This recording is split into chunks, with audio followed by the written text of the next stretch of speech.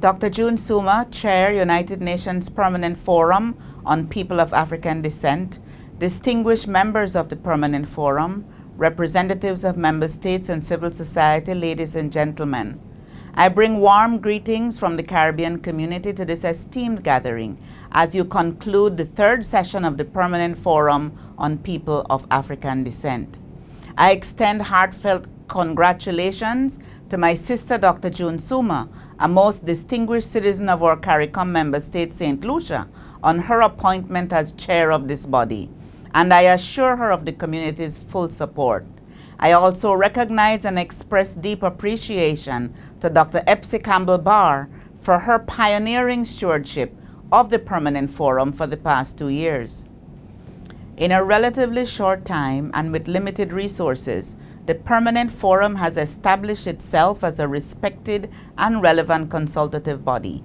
CARICOM supports its work in advancing a progressive agenda for dismantling structural racism and advocacy for the human rights of people of African descent. I commend the Forum on its achievements to date and join the call for more resources for you to effectively undertake your important and extensive mandate. I am pleased to note that reparatory justice and economic justice have been germane to the discussions during this third session.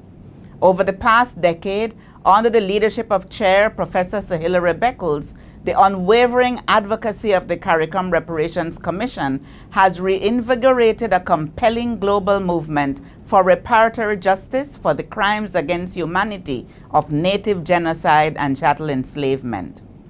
The reparations agenda, as set out in the CARICOM 10-point plan for reparatory justice, has been accorded priority attention by CARICOM, with the Honorable Mia Mottley, Prime Minister of Barbados, chairing the Prime Ministerial Subcommittee on Reparations. Reparatory justice is an imperative for sustainable, inclusive development in the Global South. Within CARICOM, we are committed to changing the things we cannot accept. This is why, fundamentally, in the context of the crises in Haiti, we continue to support efforts to find solutions led by Haiti to restore peace and democracy to the Haitian people.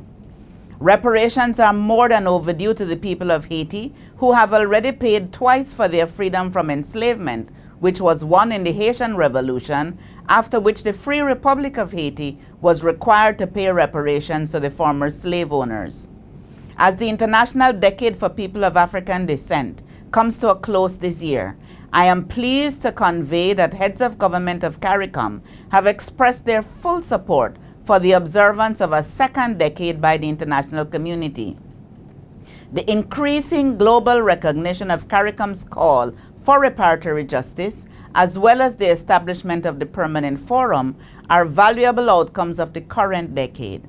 However, we recognize that we are yet to realize the fundamental objectives of impacting the material condition, security, and dignity of African-descended people, particularly women and girls, who continue to be the most marginalized groups.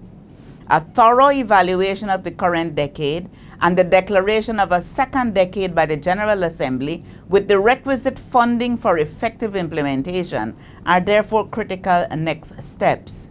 It would be extremely beneficial if the United Nations would convene a high-level political forum on reparatory justice so that a comprehensive agenda of repair to include climate justice may be appropriately ventilated. To this end, CARICOM is willing to partner with all nations, intergovernmental bodies, and civil society groups that share our conviction and uphold the principles of the Durban Declaration and Program of Action. As small nations of the Global South, we understand deeply how important it is to work together on issues that are fundamental to our very existence as free societies.